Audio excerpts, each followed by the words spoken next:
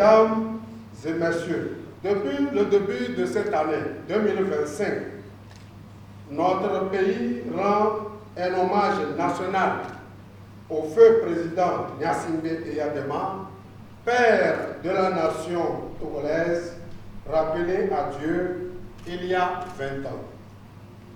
La dédicace du livre intitulé « À l'ombre du baobab » rédigé par l'honorable sénateur, doyen d'âge du Sénat, vice-président du Sénat et ancien ministre Henri Koudolou Dogo, est l'une des activités inscrites à l'agenda de ces hommages que le Comité national d'organisation des hommages au père de la nation togolaise se donne le noble devoir de dérouler sous le haut patronage de son Excellence, M.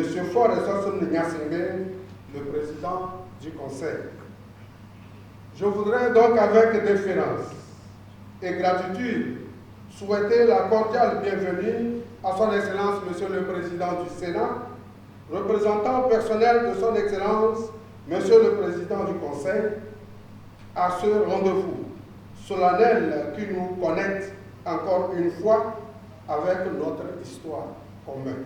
Aussi voudrais-je saluer la présence de vous tous, distingués invités, dans cette salle Fazao du 2 février, à l'occasion de cette rencontre scientifique focalisée par le partage des connaissances. Votre présence dénote de l'importance que vous accordez aux hommages rendus à celui qui a tout sacrifié pour ce pays, le père de la nation togolaise, et singulièrement à la subsistance du chef-d'œuvre. Excellence, Monsieur le Président du Sénat, distingués invités, Mesdames et Messieurs, sous le leadership éclairé du Président du Conseil, la promotion de la culture, de l'éducation à la citoyenneté, de la mémoire nationale et du patrimoine demeure de manière dynamique au cœur de l'action gouvernementale. Les initiatives visant la promotion de la culture, la valorisation des patrimoines locaux et l'encouragement des productions intellectuelles et artistiques sont renforcées dans un contexte de modernité et d'ouverture.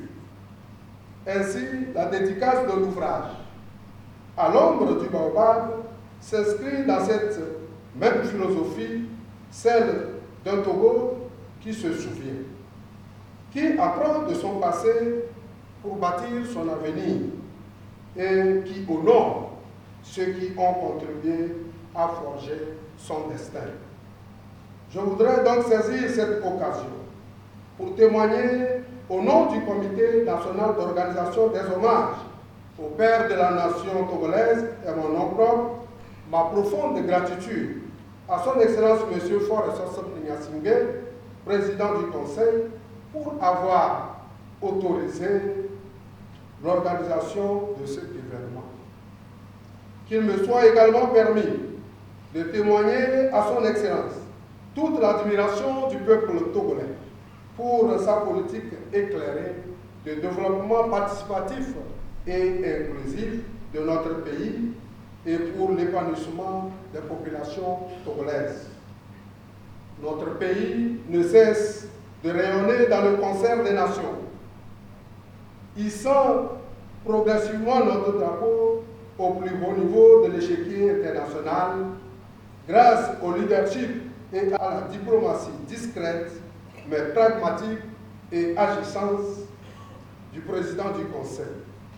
J'en voudrais pour preuve la participation du Togo au sommet des chefs d'État et de gouvernement du processus Akaba sur la crise sécuritaire en Afrique de l'Ouest, tenu le 15 octobre à Rome, en Italie.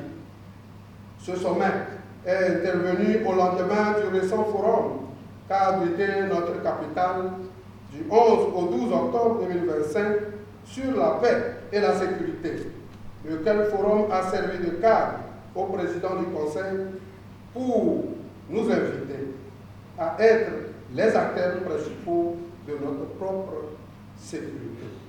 Cette mission de recherche, de sauvegarde de la paix, à laquelle s'attelle constamment Son Excellence, Monsieur le Président du Conseil, mérite d'être évoquée à ce rendez-vous d'exaltation et de témoignage, d'autant plus que le Président, le père de la nation togolaise, fut un grand homme d'État, dont la carrure diplomatique dirigée vers la préservation de la paix, du dialogue et de la cohésion sociale a transcendé les frontières sous-régionales. Mesdames et messieurs, l'acte que nous posons aujourd'hui va donc au-delà d'une simple présentation d'ouvrage. Il s'agit d'un véritable devoir de mémoire, d'une continuité vivante de la pensée et de l'action du Père de la Nation. Je voudrais donc vous féliciter et remercier très chaleureusement l'honorable sénateur, ancien ministre et auteur de livres. J'ai nommé M. Henri Koujolou-Dogo, auteur donc de l'œuvre À l'ombre du bavard, pour cette immense contribution à la restauration de notre mémoire collective. Cette œuvre de l'esprit, qui constitue un témoignage vivant d'un citoyen qui a servi avec loyauté et fidélité aux côtés du Père de la Nation en qualité de ministre et de conseiller, permet aux générations présentes et futures de se ressourcer à l'ombre du bavard.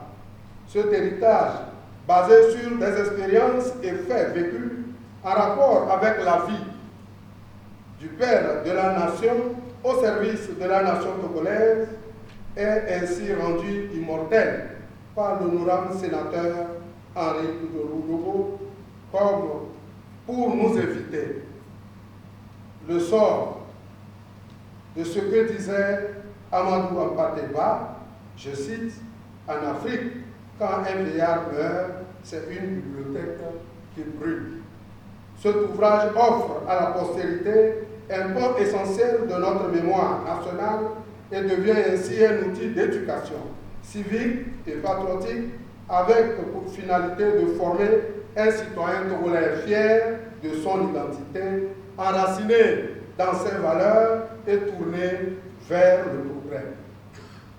C'est alors un ouvrage qui mérite non seulement nos applaudissements, non seulement nos félicitations pour l'auteur, mais aussi une vulgarisation sur l'ensemble du territoire et hors de nos frontières. Il vient s'ajouter à toute la panoplie d'ouvrages produits par les enseignants-chercheurs, membres de la commission scientifique et l'ensemble des récits recueillis par les enseignants-chercheurs, membres de la commission communication. Excellence, Monsieur le Président du Sénat, représentant Son Excellence, Monsieur le Président du Conseil, distingués invités, Mesdames et Messieurs, je voudrais pour clore mon propos prier Son Excellence, Monsieur le Président du Sénat, à transmettre la reconnaissance et les remerciements du peuple togolais à Son Excellence, Monsieur Faure Sossom Gnassingbé, Président du Conseil, pour sa docte vision et sa clairvoyance politique caractérisée par la capitalisation des acquis et le développement de nos territoires à travers des actions patriotiques et civiques.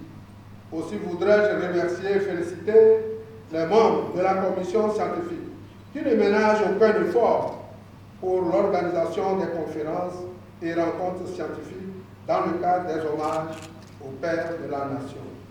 Du reste, que cette cérémonie soit donc non seulement un moment d'hommage et de reconnaissance, mais aussi un appel à la continuité, à la cohésion et à l'unité autour de notre mémoire collective. Car, comme le disait le Père de la Nation, je cite, « Un peuple qui oublie son passé se condamne à le revivre ». Fin de citation. En célébrant sa mémoire, nous réaffirmons notre engagement à poursuivre son œuvre d'éducation, de paix et de développement dans un esprit de fidélité et d'espérance.